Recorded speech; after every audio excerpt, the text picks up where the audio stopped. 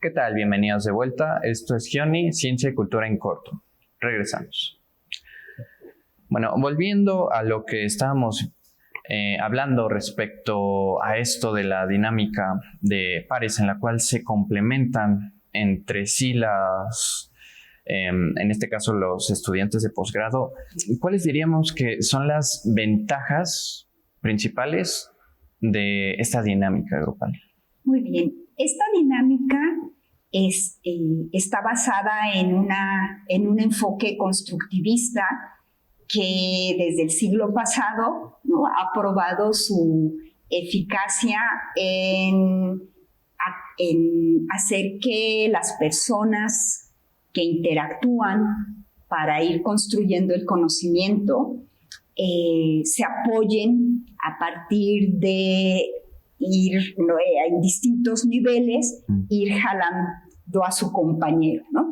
Y con la guía, normalmente en lo que sucede en este tipo de trabajo escolar, bueno, habrá una persona adulta que va ayudando a que ese andamiaje, ¿no?, le llamamos, vaya ayudando a los que están un poco más abajo, apoyándose en aquellos compañeros que han logrado subir un poco más, ¿no? Entonces, este compañero interviene entre el docente, el adulto y el pequeño, ¿no? Entonces, esta dinámica en las edades escolares básicas, secundaria, pues ha probado, ¿no? Ha probado su gran eficacia. Entonces, en estos círculos de escritura de tesis se recurre también a esa horizontalidad de los estudiantes.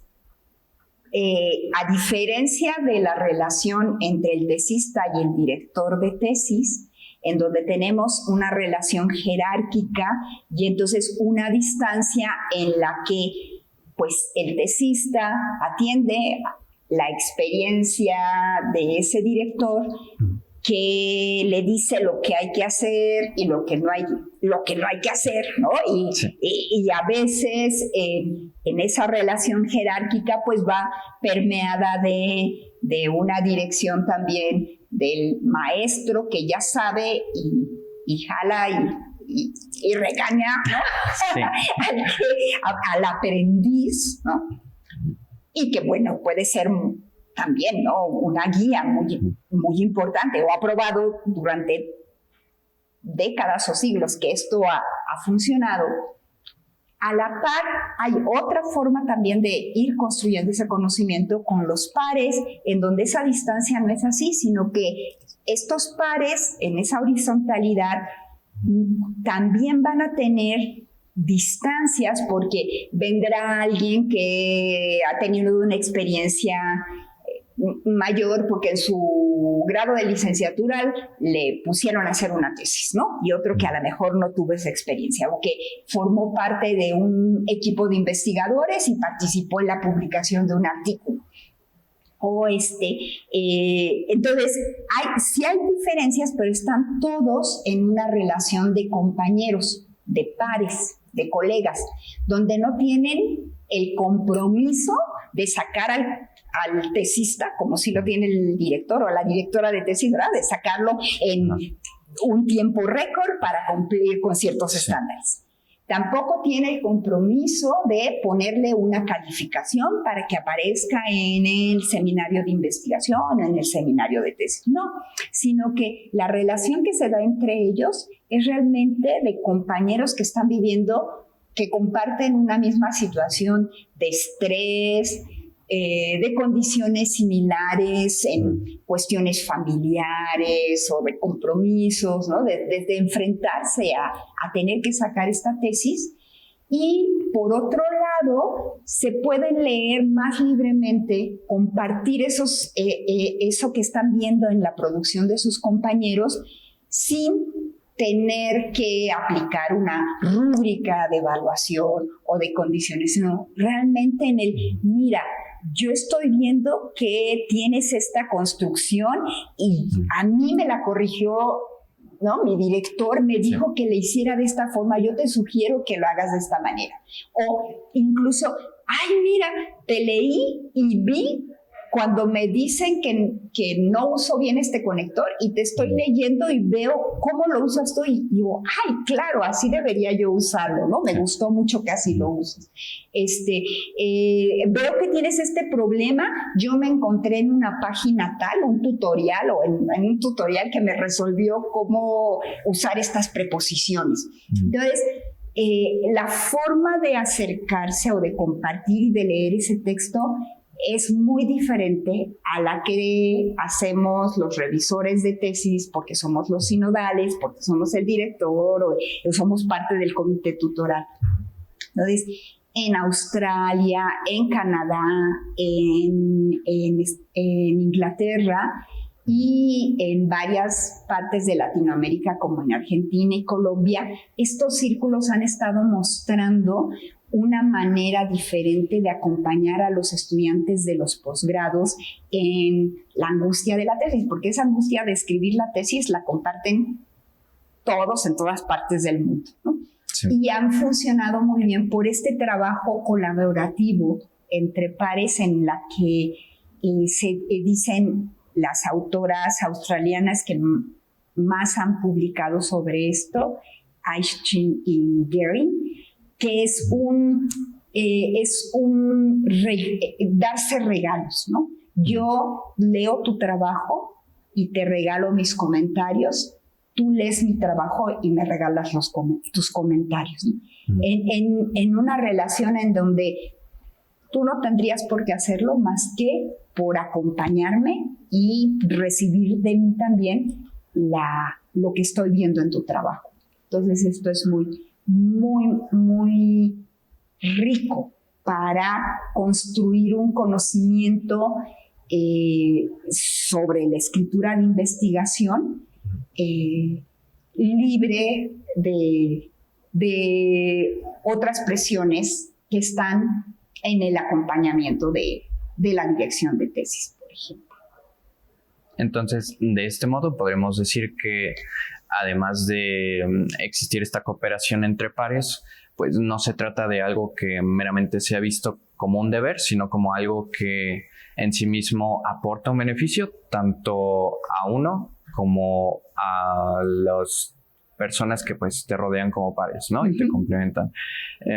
Hablando más específicamente de las herramientas que se utilizaron para ya evaluar lo que es la autopercepción del escritor de tesis, hablemos un poco sobre lo que es esto del inventario de autopercepción. ¿Qué variables son las que utiliza y cómo se complementan para dar un criterio de lo que es esta autopercepción del escritor? Ese inventario lo tomamos de una colega argentina, Gilda Di Fabio, que lleva ya mucho tiempo trabajando no en la escritura de investigación en sí, sino en lo que se llama la escritura académica, ¿no? Hay Paula Carlino, Gilda Di Fabio, Laura Colombo, desde hace ya mucho tiempo han estado preocupadas en observar qué pasa con la escritura académica. Esta que se lleva a cabo en la universidad para hacerse de un conocimiento profesional, ¿no? Y que en muchos países comienza desde un previous, ¿no? El bachillerato, la preparatoria, la vocacional, ¿no? En donde se va entrenando a los estudiantes en esta escritura académica para poder leer textos científicos, ¿no? Textos que les van a llevar el conocimiento y reportar esos textos, ¿no? En resúmenes, en ensayos, en trabajos de investigación documental. Ellas crearon ese inventario a partir de esa escritura académica. Son 70 ítems ubicados en distintas dimensiones que tienen que ver con cómo un estudiante de licenciatura o de bachillerato se siente respecto al dominio de la escritura, de esa escritura académica.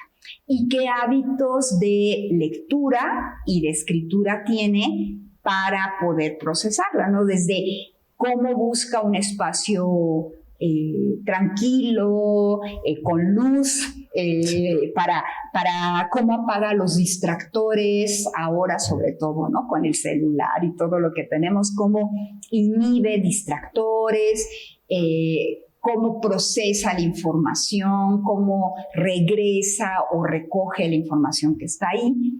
Pero también tiene una parte muy importante que va respecto a preguntar cómo, qué tan seguros se sienten en esa escritura de investigación.